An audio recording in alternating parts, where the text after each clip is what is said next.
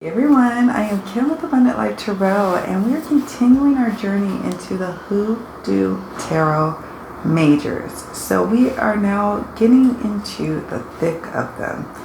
The first card we're going to be exploring in this video is Dr. Grant, which is traditionally the Hermit. Can't wait for that. Then we have the Wheel of Fortune, which is Aunt Carolyn in the Hoodoo Tarot. And then for Justice, we have Dr.Buzzard. So, if you are fascinated by the Hoodoo Tarot and you want to see maybe some comparisons with our traditional Smith-Waite deck or whatever deck I'm inspired to explore with this bad boy, stay tuned. We're about to get into these here cards.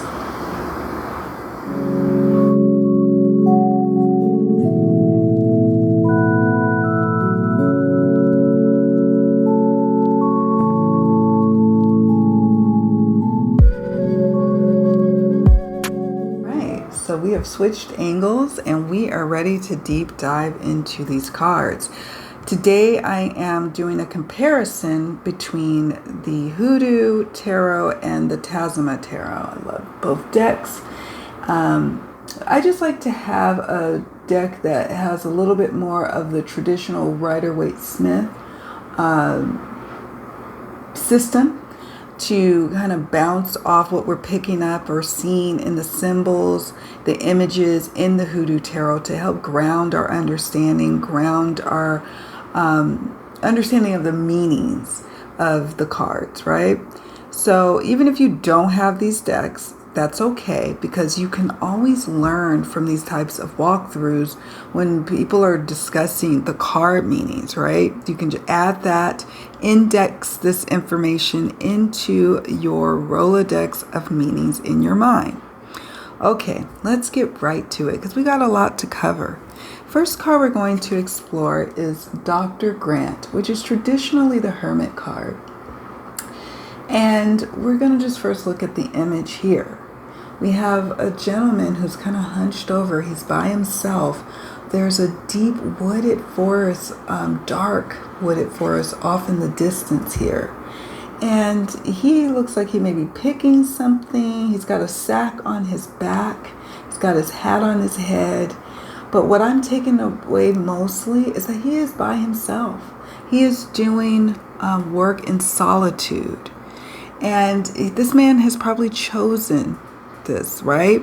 The thing about the Hermit that I love is it is about a choice of choosing self, choosing to go within for the answers, choosing to go within to search for the light, the light of the spiritual light, the light of the answers that we seek.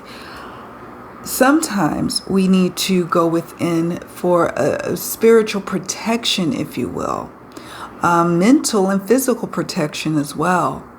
I know myself this week, I experienced empath fatigue, where I was not properly cleansing myself, properly doing spiritual hygiene between my readings. I was just back to back to back, not taking the time to properly cleanse like I should.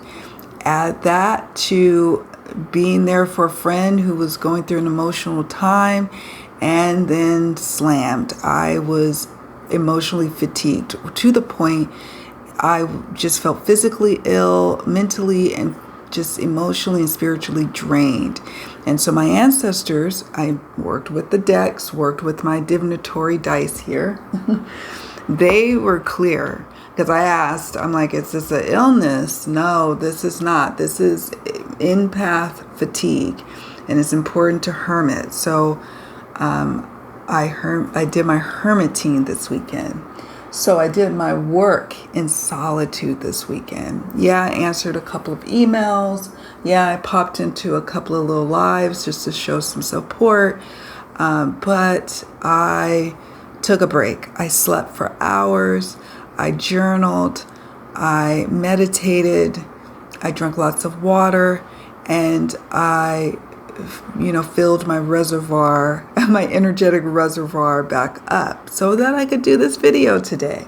So the Hermit, I love that this is the first card that we're discussing today. let's take a look at the Hermit from the Tarot. Okay, so we have the lantern here, the light, right? Now, in the traditional Smith-Waite or Rider-Waite-Smith, you have a gentleman who's holding a lantern, and he's cloaked. And this gentleman here, he's standing on a mountaintop, and he has the lantern to the side. But I love his pose. He's standing assured. This is not someone who is cowering to do the hermiting, yes, sometimes a hermit situation can be imposed upon us. Like probably several of us got the hermit when the pandemic first started, right? That was kind of, collectively imposed upon us. But generally speaking, the hermit is mostly about making a choice to go within. The need to go within, to the recognition that needs to happen. Okay, so that I'm curious to see what the Hoodoo Tarot Guidebook has to say about this image. All right, so we have the Hoodoo Tarot Guidebook right here. I already have it bookmarked, I'm sure. Right here, Dr. Grant. Put this to the next one. So I love again how the creator, Tiana Lee McQuiller, artwork by Caitlin V. Foisey. I love how Tiana inputs a scripture here. And this scripture is from Luke chapter 5, verse 16. It says, "But he, Jesus, would withdraw to desolate places and pray." Yes, I love that. That's about a choice. Jesus made a choice. Desolate places and pray. To withdraw to desolate places and pray. But he, Jesus, would withdraw to desolate places and pray. He goes to a place to pray. Plant, duckweed. The image. Dr. Grant is shown in solitude, picking herbs and roots in the swamps of Louisiana. Okay. Dr. Grant was a Protestant conjure doctor from New Orleans. Unfortunately, the details of his life are unknown. By the time Zora Neale Hurston interviewed Dr. Grant and others in the 1930s, many conjure doctors were using herbs and other supplies from catalogs. Dr. Grant, however, was a proud swamper who preferred to do things the old-fashioned way by gathering what he needed in the wild. Dr. Grant reminded Hurston of a few critical but often forgotten lessons. Number 1, believe in one's limitless power.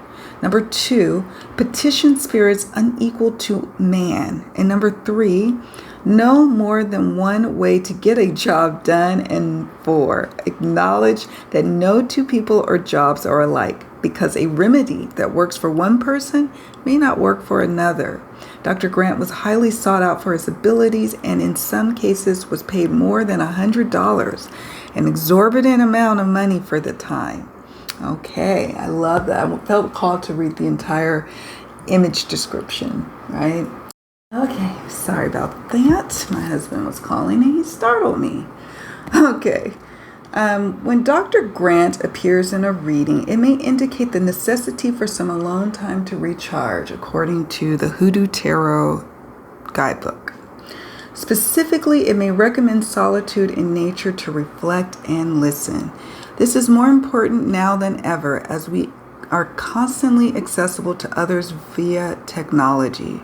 While this may be convenient, it is also a tremendous burden, as we have little time to clear our heads and just be without earbuds blasting music in our ears, a zillion advertisements or logos flashing before our eyes, or social media alerts pinging for us to engage with the world again. They won't stop, so you must make a conscious decision once in a while to make it stop. And I'll stop there, but I wanted to just kind of go here because, if you have the tarot, the Hoodoo Tarot, check out the guidebook, read it, go through it. Go through it a couple of times if you need to. There's a lot of good information here. It's well written. But I love the little key things that Tiana includes to consider when working with Dr. Grant, the Hermit. She says, if you receive Dr. Grant in a reading, consider the following. Do you understand the importance of alone time? Number 2, maybe it would be better to stay home tonight. Number 3, silence is golden. Number 4, focus on finding out the truth. Number 5, be in the world, not of it. Pay attention to your guru or spiritual counselor. She has here, did you really consider the advice you received about that issue? And she has, it's okay to take a break from him, her, them, or that to reevaluate things. And another one that's my favorite here is meditate more, which I did a lot this week, which has helped me tremendously. And I'm not talking you have to meditate for 30 minutes. I'm talking starting with 5 to 7 minutes. That's what I did. And then I worked my way up to 15 minutes. So do that. And then she has follow your inner voice. Okay. So that is Dr. Grant, which is traditionally the Hermit. Okay. We got the Hermit over there. So next up we have the card of Aunt Carolyn or Aunt Caroline. I have friends who go by either Caroline or Carolyn, and they're spelled both the same name. So usually I have to get clarification on the pronunciation of their names. Aunt Carolyn, we'll call her. This is traditionally the wheel card, and I have this here with the Tarot, which is very much like the traditional Rider-Waite-Smith. We know this is about cycles of up and down, of fortunes going up, fortunes going down. When this card comes up for me as a reader, it is about cycles, and whatever card that is like accompanying this or in conjunction with the Wheel of Fortune will tell me what area is this cycle going into an up or down phase. If it's in reverse, it might be a cycle, going into what would feel a little on the negative or a little bit, less versus more or etc. Right? It also will tell me, the other corresponding cards will tell me if this, the cycle is in your finances or if it's in your love life, just depending on what are the other cards on the table. We have all the different symbols here, but let's take a look at the symbols specifically in the Hoodoo Tarot card. So I love that she has, look at that. It looks like, so we have like the club, the spade, the diamond, the heart. So definitely feeling very much like, it's like playing card symbols, right? On her sleeves. There's a photographer. There's a camera here. It looks like there's 2 cameras here on a tripod. And I find this interesting as a depiction, to be honest with you. I can't quite tell you what I'm picking up on in terms of what this card is trying to tell me. I'll be honest, because I know my traditional meanings for how I interpret the Wheel of Fortune or the Wheel. But this one's interesting. The one thing that leads me to believe that this is about like the Wheel of Fortune is her sleeves. Is the fact that you may get a good photo, you may not. You just have to go luck of the draw and hope, especially back in the day when you were taking photos. It wasn't always like you're going to get the perfect shot every single time, but you just go ahead and continue to try to get that get the best shot that you can. But I find it interesting. Let's take a look at the guidebook on this one,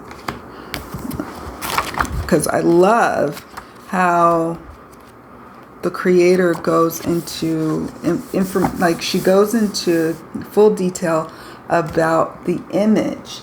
A lot of people want that in their guidebooks when they buy a tarot deck. They long for it. What is the image really trying to tell us? What was the creator thinking when she added this, as an idea for the Wheel of Fortune?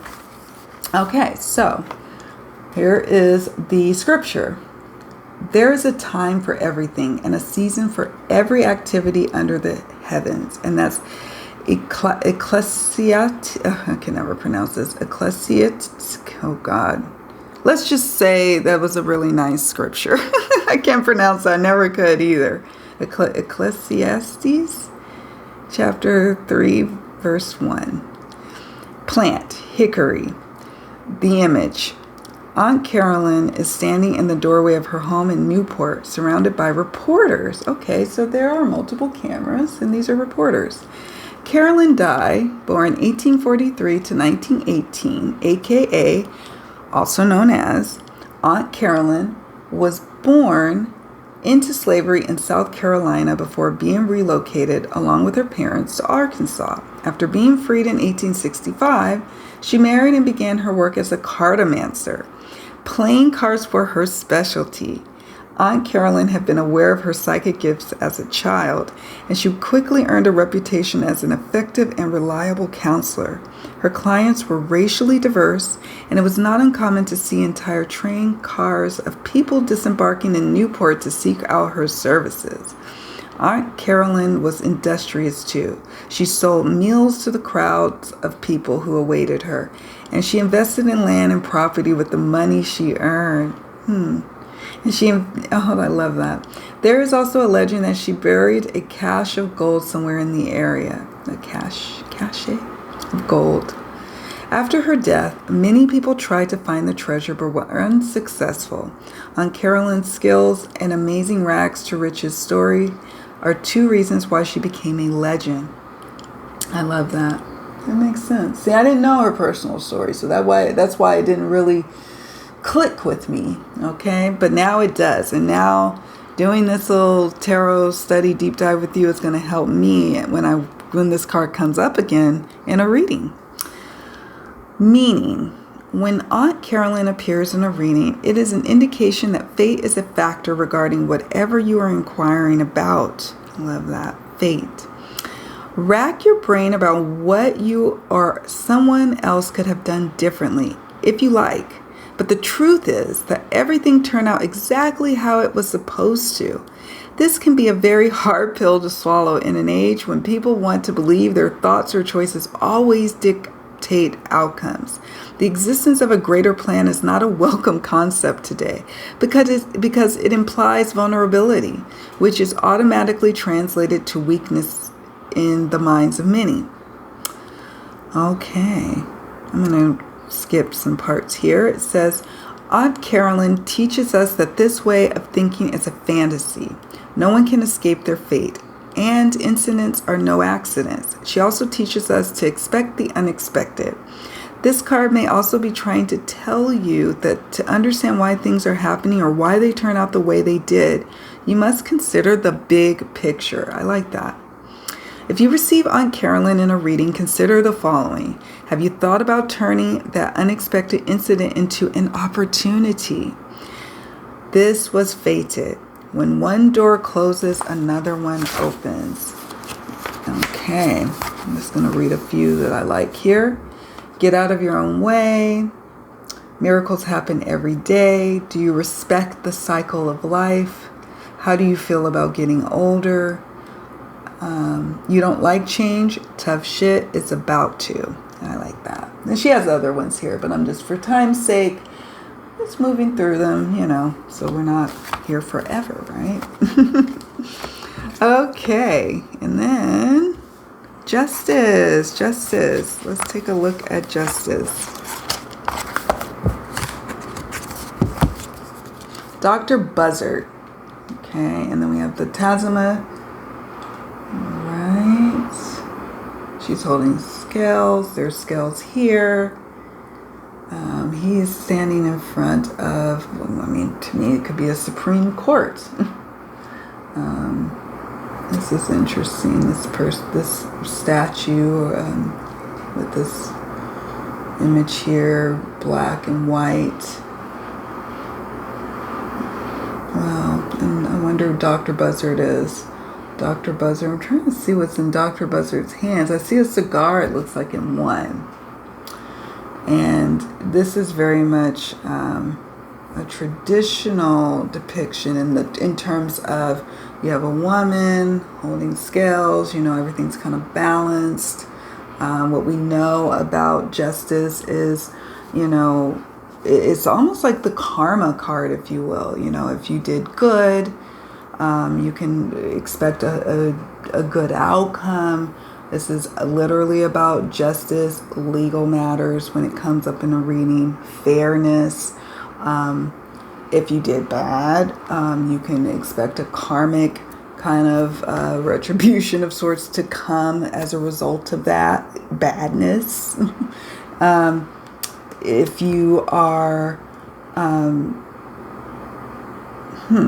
let's just stop there, because for time's sake, I don't want this video to be terribly long, but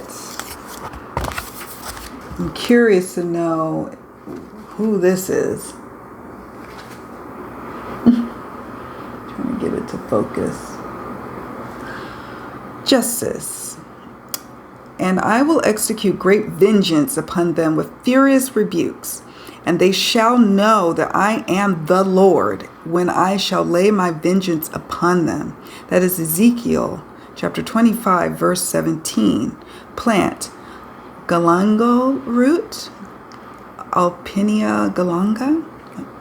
The image. Dr. Buzzard is standing in front of a courthouse, laughing joyously after winning a case for a client. Love that. Oh, he's very happy and jovial. Behind him is Lady Justice. Okay, that's who she is. Wearing a Congo witch doctor mask, similar to the one Dr. Buzzard's father would have worn in Africa. This symbolizes domination and being a law unto oneself. Instead of the sword, Lady Justice is holding a bouquet of galangal, the common name for chewing John root, because she now works for Dr. Buzzard and that is his weapon. He is showing you a piece of the root. Oh, okay, that's what's in his hand.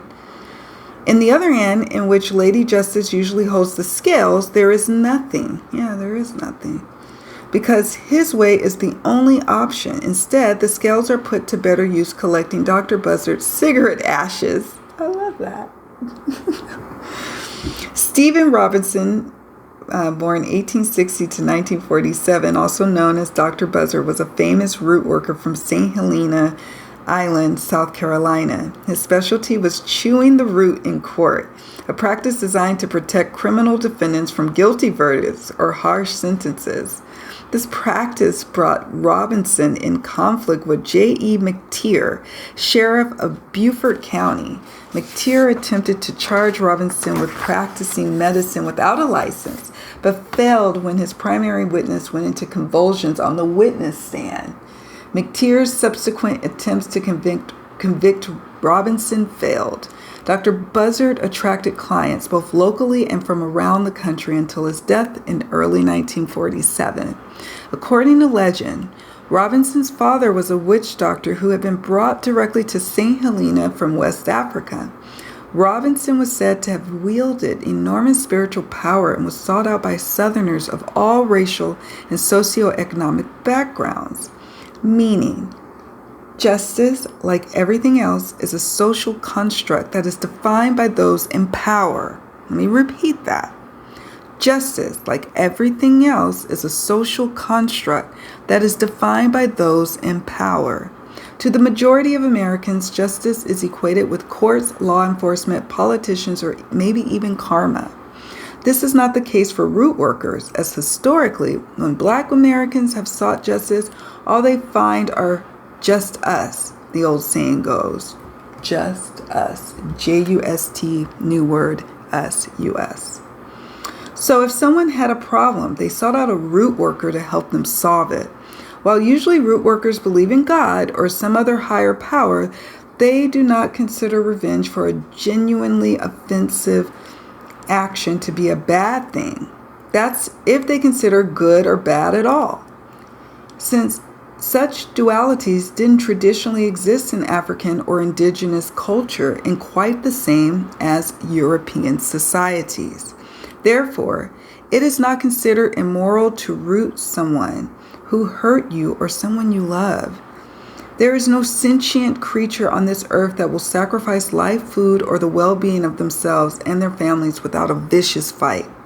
Nor are there any who will voluntarily suffer so that the offender or hunter does not. Oh, I like that. There is no negative karma for the bull goring the matador.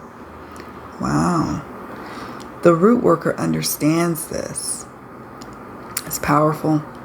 If you receive Dr. Buzzard in a reading, consider the following. What would be a fair way to resolve this conflict? Did you do something wrong? If no, don't worry about it. If yes, then you're about to pay the price. Did someone do something wrong to you? If no, don't worry about it. If yes, then they've set the will of justice in motion against themselves. Have you taken responsibility for all of the choices you've made? If something is forgivable, then forgive. If not, now what? If revenge is taken for an offense, will you regret that you did it once you've calmed down? If so, then chill out and move on. I love that. What do you all think? What do you all think of what the Hoodoo Tarot had to say about the card meanings and the images that are shown and depicted in these cards? Do they speak to what you know of as the traditional card meanings, so to speak?